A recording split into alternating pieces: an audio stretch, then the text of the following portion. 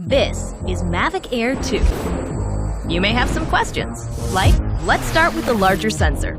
There's a lot more pixels, 48 megapixels to be exact, which means you can do this.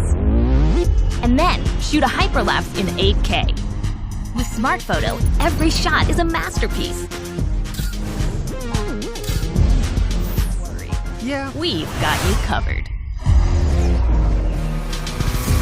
It also does 4K 60p video. You can also slow things down. Way-do.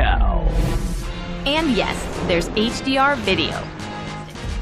You're looking at up to 34 minutes in the air, a new record for the Mavic series. We've added OcuSync 2.0, so you can fly longer and see clearer. That's where ActiveTrack comes in, so you can fly like a pro.